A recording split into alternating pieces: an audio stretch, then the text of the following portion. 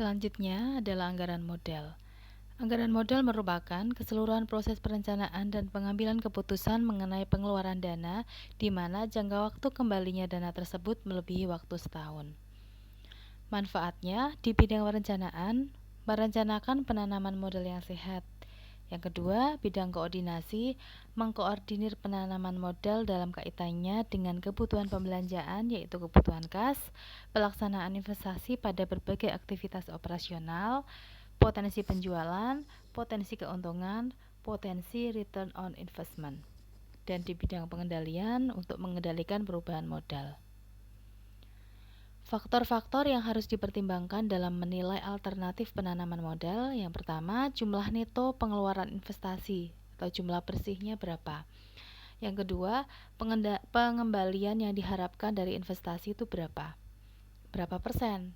Misalnya dari modal 100 juta pengen memperoleh setiap tahunnya 20%-nya, misalnya seperti itu. Yang ketiga, batasan terendah pengembalian investasi yang diharapkan.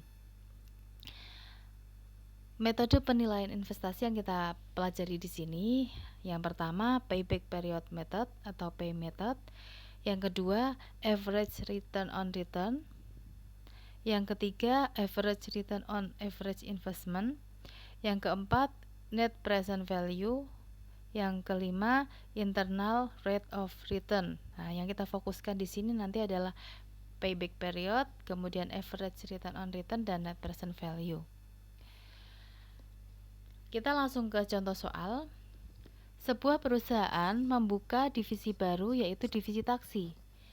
Divisi tersebut akan dimulai dengan pembelian 50 unit mobil baru seharga 30 juta per unit. Usia ekonomis atau umur ekonomis ditaksir 4 tahun. Nilai sisa sebesar 4 juta. Metode penyusutan adalah yang dipakai garis lurus dengan nilai sisa sebesar 4 juta per unitnya. Dalam 1 tahun, divisi tersebut diperkirakan akan menghasilkan pemasukan sebesar 750 juta. Sedangkan biaya operasional sebesar 150 juta rupiah setahun. Pajak penghasilan yang dikenakan untuk perusahaan tersebut adalah sebesar 35%. Ini hanya asumsi, misal saja. Sedangkan tingkat suku bunga yang relevan adalah 16% per tahun. Kita hitung dulu penyusutan per tahunnya. Cara menghitungnya adalah harga perolehan dikurangi nilai sisa dibagi umur ekonomis. Harga perolehan kita hitung tadi 30 juta untuk setiap mobilnya dikalikan dengan 50 unit, sehingga ketemu 1,5 M atau 1.500 juta. Dikurangi dengan nilai sisanya tadi per unitnya adalah 4 juta, ya. Kemudian kita kalikan 50 ketemu 200 juta. Dibagi umur ekonomisnya 4 tahun, ketemu penyusutan per tahunnya sebesar 325 juta. Taksiran laba rugi. Penghasilan tadi diperkirakan 750 juta. Kemudian dikurangi dengan biaya-biaya. Biayanya terdiri dari biaya operasional 150 juta, biaya penyusutan 325 juta, sehingga total biaya 475 juta ini mengurangi dari total penghasilan. Ketemu total laba 275 juta dikurangi dengan pajaknya, ketemu laba bersihnya 178,75 juta per tahunnya.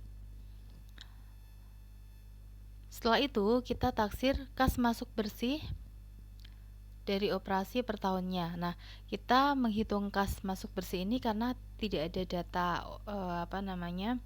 aliran kasnya, maka kita perkirakan dengan metode tidak langsung, yaitu melihat laba. Laba yang diperhitungkan tadi adalah 178,75 juta.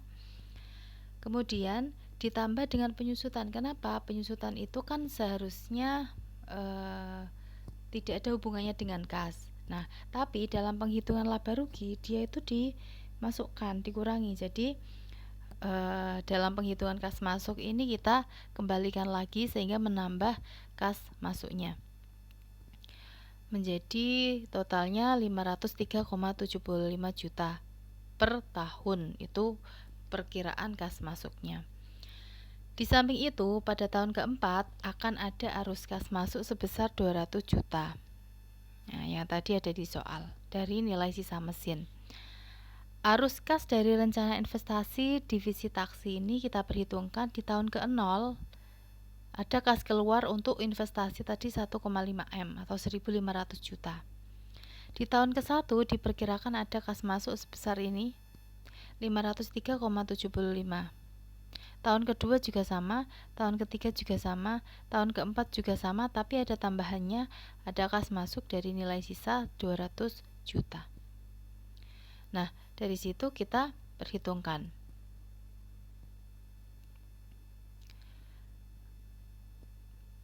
Payback period ingin melihat seberapa lama investasi bisa kembali. Semakin pendek jangka waktu kembalinya investasi, maka semakin baik suatu investasi. Kelemahan dari metode payback period ini adalah tidak memperhitungkan nilai waktu uang dan tidak memperhitungkan aliran kas sesudah BEP-nya. Nah, dengan contoh soal di atas, maka payback periodnya adalah 1,5 M ya, dibagi dengan 503,75, ketemunya adalah 2,978 atau kita jadikan bulan 2 tahun 11 bulan. Nah, itu rinciannya untuk menjelaskan yang di atasnya. Nah, semakin pendek periode payback period, maka investasi tersebut akan semakin menarik. Nah, jika tidak bisa dianalisis cukup dengan payback period, maka kita bisa memakai alternatif discounted payback period. Untuk mengatasi kelemahan dari penghitungan payback period yang tidak memperhitungkan nilai waktu dari uang tadi, kelemahannya, maka digunakanlah metode ini, yaitu discounted payback period, dengan mempresent value-kan aliran kas masuk. Dengan contoh soal di atas ya, diperoleh atau didapatkan perhitungan discounted payback periodnya dalam juta rupiah. Tahun ke-0 ada kas keluar 1.500, kas masuknya tidak ada, present value kas masuknya belum ada, net present value-nya masih 1.500. Nah, perlu kita ketahui, present value itu nilai sekarang ya, future value itu nilai yang akan datang. Nah, yang dimaksud di sini saya contohkan, misalnya uang 500 di tahun 2021 itu masih bisa memperoleh gorengan 1, tapi di tahun 2022 sudah tidak bisa. 500 ini nilainya tidak bisa untuk memperoleh 1 buah gorengan tersebut. Di tahun berikutnya mungkin tidak bisa lagi, bahkan nilainya akan semakin turun. Itu yang kita analisis di sini. Rumus untuk present value ya, rumus untuk present value adalah FV dibagi 1 plus R pangkat N, di mana FV itu future value-nya, yang dimaksudkan di sini kas masuk yang diharapkan berapa, dibagi dengan 1 itu 1 rumus, plus R itu tingkat bunga yang diharapkan atau ya yang disetarakan, tingkat bunga yang relevan, dikali dipangkatkan N. N itu tahunnya tahun keberapa. Kita hitung coba tahun pertama, 503,75 itu FV-nya, future value-nya, dibagi 1 plus 16% tadi tingkat bunga yang relevan. Ketemunya 434,27. Tahun kedua caranya sama, cuma yang membedakan ada pangkat ke N-nya ya. Sampai di tahun keempat sampai ada kas masuk dari nilai sisa kita perhitungkan, sehingga net present value-nya adalah diperoleh dari kas keluar kemudian diselisihkan dengan kas masuk. Nah, setelah kita buat net present value-nya sampai di sini ya, kita lihat ada nilai terakhir negatif 2 tahun terakhir ya, tahun ketiga dan keempat. Kita perkirakan di tahun ketiga itu sudah mencukupi ya, sehingga masuk tahun keempat itu tinggal minusnya tinggal sedikit. Nah, maka kita bisa menyimpulkan di tahun keempat minusnya tinggal sedikit, maka waktunya yang kita perhitungkan adalah 3 tahun plus di tahun keempat kita kalikan dengan bulannya. Nah, di tahun keempat minus yang terakhir berapa? Min 90,41. Kita masukkan di sini 90,41 per future value atau kas masuk setelah minus terakhir tadi berapa? Setelah minus terakhir di sini bawahnya adalah ini 110,45. Itu sebagai penyebutnya ya, pembaginya. Kalikan 12 bulan sehingga ketemunya 3 tahun 10 bulan. Investasi tersebut akan kembali pada 3 tahun 10 bulan. Kita perhitungkan untuk ARR-nya, Average Rate of Return, metode penilaian investasi yang mengukur seberapa besar tingkat keuntungan dari investasi. Metode ini menggunakan dasar laba akuntansi, sehingga angka yang dipergunakan adalah laba setelah pajak atau earning after tax yang dibandingkan dengan rata-rata investasi. ARR ini diperhitungkan dengan rata-rata EAT, di mana rata-rata EAT ini dihitung dengan cara menjumlahkan EAT selama umur investasi dibagi dengan umur investasi tersebut, kemudian dibagi rata-rata investasi. Ini cara menghitungnya, investasi ditambah dengan nilai residu dibagi 2, kalikan 100%. Nah, metode ini menggunakan angka keuntungan menurut akuntansi atau laba akuntansi. Dari soal tadi, perhitungan average rate of return-nya dalam juta rupiah adalah investasi awalnya tadi 1.500. Kemudian investasi akhirnya diperoleh dengan investasi awal dikurangi penyusutan 325 juta tadi. Sehingga ketemu investasi akhirnya 1.175. Maka kita rata-ratakan investasi awal dengan investasi akhir ditambah kemudian dibagi 2. Kemudian laba setelah pajak plus penyusutan tadi 503,75. Kemudian kita perhitungkan di sini rate of return-nya adalah ini dibagi dengan ini ya. Ketemu rate of return-nya sebesar 37,66%. Sampai ke bawah caranya sama ya. Jadi dari rata-rata investasi ini ya dan laba setelah pajak ini. Kemudian kita jumlahkan keseluruhan dan kita rata-rata ternyata di angka rate of return-nya adalah 59,26%. Maka kita bandingkan dengan harapan kita. Harapannya ternyata yang diharapkan adalah 20% misalnya. Oh, berarti ini sudah di atas harapan. Berarti bisa diterima misalnya begitu untuk proyeknya. Atau misalnya harapannya 70% return yang diharapkan. Tapi ternyata di sini cuma 59,26%. Berarti kan belum tercapai, maka boleh dipertimbangkan untuk ditolak. Ya, setelah angka ARR dihitung, kemudian dibandingkan dengan tingkat keuntungan yang disyaratkan, maka proyek investasi ini menguntungkan atau layak dan sebaliknya. Kelemahan metode ini adalah konsep ini menggunakan konsep laba akuntansi dan bukan arus kas. Dan lagi, ini juga mengabaikan nilai waktu uang. Untuk metode analisis investasi berikutnya adalah net present value. Net present value adalah present value aliran kas masuk dikurangi dengan present value aliran kas keluar, atau selisih antara nilai sekarang cash flow dengan nilai sekarang investasi. Pengambilan keputusannya bagaimana? Jika NPV itu lebih dari 0 atau positif, usulan investasi diterima. Sedangkan kalau negatif atau kurang dari 0, usulan investasinya ditolak. Kita hitung NPV dari tadi dengan menghitung present value-nya, yaitu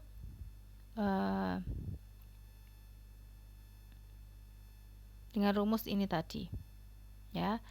Present value sama dengan FV per 1 plus R pangkat N. Dan kita perhitungkan sampai N ke terakhir ya, sampai N terakhir yang 200 juta itu kemudian dikurangkan dengan 1.500 atau kas keluarnya tadi. Ketemunya sama dengan ini. Ya. Ketemunya sama dengan tabel ini. Ya. Hasil akhirnya adalah positif. Nah, ini sama. karena kita yang menggunakan rumus yang sama. Karena NPV mempunyai nilai positif, maka investasi tersebut kita diterima.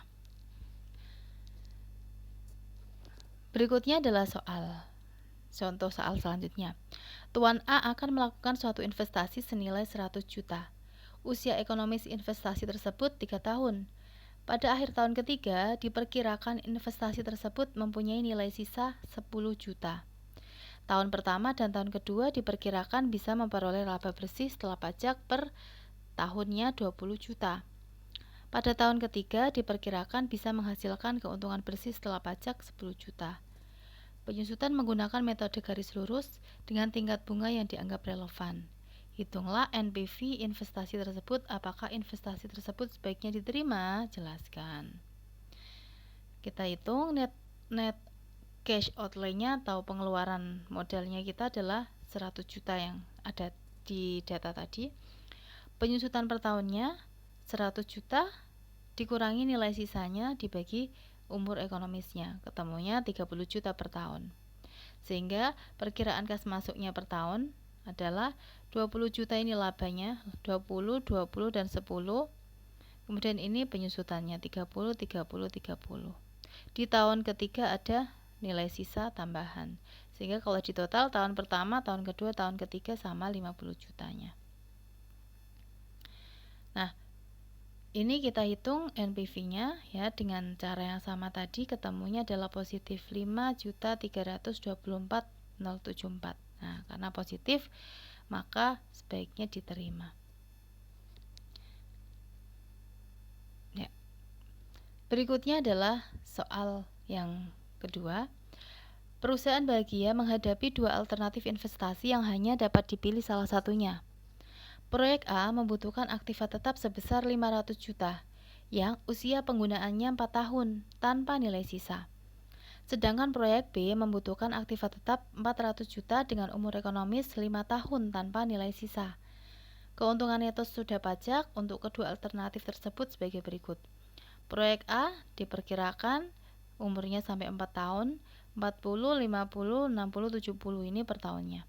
Proyek B diperkirakan perolehan penghasilannya 80, 70, 60, 50, 40. Ya, ini kita bisa perhatikan. Dari data tersebut diminta untuk menentukan yang pertama rate of return rata-rata masing-masing atas dasar investasi rata-rata, yang kedua payback period masing-masing proyek, kemudian yang ketiga net present value masing-masing proyek dengan diskon rate 10%. Atas dasar ketiga ukuran tersebut, buatlah pilihan investasi yang tepat. Kita selesaikan dulu, hitung satu persatu untuk masing-masing proyek. Untuk alternatif proyek A, kita hitung net cash outlay-nya tadi kan 500 juta. Umur ekonomisnya 4 tahun. Penyusutannya per tahun berarti karena tidak ada nilai sisa langsung dibagi 4 ketemu 125 juta. Maka arus kasnya untuk proyek A adalah laba sesudah pajak ya dari tahun ke-1 sampai ke-4 ditambah dengan penyusutan. Nah, ketemu aliran kas masuknya diperkirakan. Kemudian kita rata-ratakan profit per tahunnya, tadi kan 720 juta ya, dibagi dengan 4 tahun ketemu 180 juta. Sehingga rate of return rata-rata atas dasar investasi rata-rata tersebut adalah, kita hitung ARR-nya adalah 180 juta itu diperoleh dari mana? Dari sini tadi. Kemudian dibagi dengan 500 juta per 2. Yaitu untuk menghitung rata-rata investasinya. Ya, ketemunya 72%. Sehingga di sini kita hitung diperoleh rata-rata investasinya 72%. Rata-rata ARR-nya 72%. Kemudian kita perhitungkan payback period.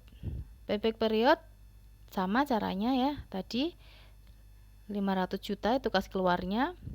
Perkiraan di tahun pertama 165 juta, di tahun kedua 173. Sisanya di akhir tahun ketiga 160 juta. Ya, ini kita lihat di tahun ketiga Harusnya kan 185 juta, berarti masih ada sisa ya. Maka tidak mungkin sampai tahun ke-4. Maka di tahun ketiga kita perkirakan berapa sih 160 juta per 185 yang akan diharapkan tadi nantinya di tahun ketiga, kalikan 12 bulan, ketemunya payback periodnya 2 tahun 10 bulan 11 hari. Kemudian kita hitung NPV-nya. NPV-nya ini kok berbeda caranya? Sama sebenarnya ya. Present value-nya untuk kas keluarnya 500 juta. Kemudian kita pakai rumus ini di tahun pertama ketemunya 150, 144, 138 dan ini kita selisihkan hasilnya positif ya. Begitu pula dengan proyek B, penghitungannya caranya sama ya. Penghitungannya sama. Di sini ARR diperoleh 70%. Kemudian payback periodnya 2 tahun 7 bulan 21 hari, agak lebih pendek ya. Kemudian untuk yang NPV-nya juga positif. Nah, berdasarkan perhitungan tersebut, ARR ya, proyek A lebih tinggi tapi tidak terlalu banyak ya, maksudnya 72% dibandingkan 70%. Proyek B jangka waktunya lebih pendek. NPV positif tetapi lebih banyak di proyek B, sehingga alternatif yang disarankan ini untuk dipilih adalah proyek B. Oke, demikian, semoga dapat dipahami. Jika masih ada pertanyaan, dipersilahkan. Terima kasih. Assalamualaikum warahmatullahi wabarakatuh.